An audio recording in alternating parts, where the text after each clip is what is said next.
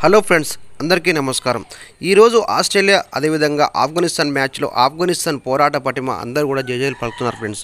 వాస్తవానికి టీం ఆఫ్ఘనిస్తాన్ ఓడిపోయే స్థాయి నుంచి ఒక్కసారిగా గెలిచి, అది కూడా ప్రపంచ మేటి జట్టు అయినటువంటి ఆస్ట్రేలియాను చిత్తుగా ఓడించి మరి ఏకంగా 20 రన్స్ తేడాతోటి గెలిచిన ఈరోజు మ్యాచ్లో ఒక అద్భుతమని చెప్పుకోవచ్చు. వాస్తవానికి ఇప్పుడిప్పుడే బుడిబుడి అలుగులు వేస్తూ పెద్ద పెద్ద టీంలకు కూడా షాక్ మీద షాక్ ఇస్తున్నటువంటి ఆఫ్ఘనిస్తాన్ టీం గురించి మనం ఎంత మాట్లాడుకున్నా తక్కువే ఫ్రెండ్స్. ఎందుకంటే ఈరోజు ఆ మ్యాచ్లో 3 క్యాచ్లు అద్భుతమైన నూర్ అహ్మద్ అదేవిధంగా ఇతర ఆటగాళ్ళు పెట్టిన క్యాచ్లు మరి మలుపు తిప్పిన మ్యాచ్ చెప్పుకోవచ్చు. ముఖ్యంగా మరి అద్భుతమైన బౌలింగ్ తోటి అదరగొట్టినటువంటి మన నైబ్ కావచ్చు, అదేవిధంగా మన విరాట్ కోహ్లీ ఫ్రెండు అజాత శత్రువు అయినటువంటి మన ఆటగాడు మన నవీన్ ఉల్ హక్, ఈ ఇద్దరు బౌలింగ్తో అదరగొట్టడంతో సూపర్గా విజయం సాధించింది. ముఖ్యంగా హెడ్ వికెట్ తీసిన ఆనందం అయితే అంత చెప్పుకోవచ్చు. వాస్తవానికి హెడ్ వికెట్ అద్భుతమైన బాల్ ఇన్ స్వింగ్ తోటి బౌల్డ్ అయిన విధానం అసలు నవీన్ ఉల్ హక్ను ఒక్కసారిగా పైకి లేపిందని చెప్పుకోవచ్చు.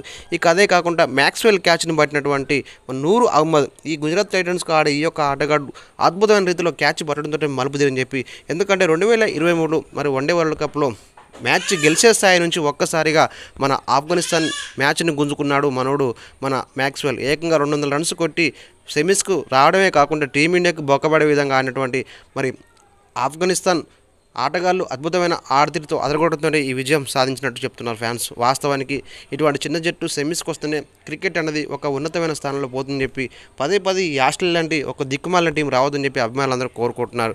ఒకవేళ టీం ఆస్ట్రేలియా సెమీస్కి వస్తే తప్పకుండా విజయం సాధిస్తుందని చెప్పి, మళ్ళీ ఒకవేళ టీమిండియా మళ్ళీ ఫైనల్కి పోతే ఈ దరిద్రమైన టీమే ఎంటబడదని చెప్పి అనుకుంటున్నారు. ఏదేమైనా కూడా ఈరోజు మరి ఆఫ్ఘనిస్తాన్ టీం పోరాటన పటిమను కూడా అందరూ జేజేలు పలుకుతున్నారు.